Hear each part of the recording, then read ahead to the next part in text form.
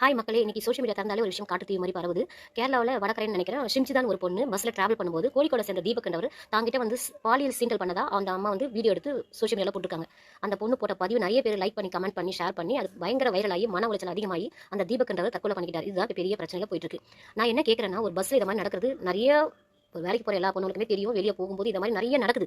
ஒன்னு எதிர்த்து கேட்கணும், அந்த இடத்துல சண்டை போட்டுருக்கணும். அவங்க ரெண்டு சட்டையை பிடிச்சி ஒரு 2 அடி அடிச்சு கூட இருக்கலாம். அதை அடிச்சிருக்கும்போது 4 பேர் சப்போர்ட் பண்ணுவாங்க. அதை வேற யாராவது ஒரு சோஷியல் மீடியாவில் அப்லோட் பண்ணுவாங்க. இந்த மாதிரி 2 பேர் பஸ்ல சண்டை போட்டுருக்காங்க பாருங்கன்னு போடுவாங்க.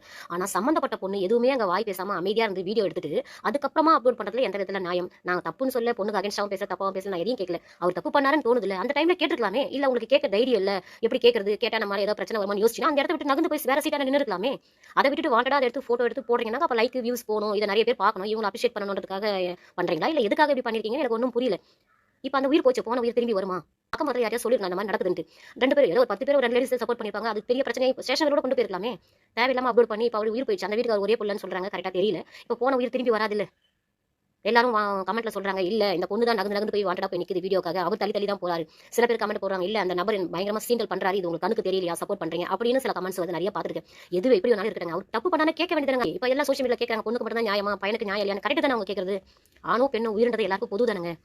இப்ப அந்த பொண்ணை தேடிட்டு இருக்காங்க, அந்த பொண்ணு சுவிட்ச் ஆஃப் பண்ணிட்டு தலைமறை ஆயிட்டாங்க. அவங்க கிட்ட ₹1 கோடி நஷ்ட ஈடு, அவங்க சொத்தெல்லாம் ஏதோ பண்ணணும், ஜெயில் தண்டனை, இதெல்லாம் தேவையா? ஒரு இடத்துல பேசி முடிக்க வேண்டிய விஷயத்தை இவ்வளவு பெருசா வளர்த்து விட்டு சோஷியல் மீடியால ட்ரெண்ட் ஆகுறதுக்காக என்னென்ன பண்றீங்க புரியலையே. இந்த மாதிரி பண்ணாதான் நாளைக்கு நிஜமா ஏதாவது பொண்ணு தட்டி கேட்டா கூட அதே தப்பா தான் பார்ப்பாங்க.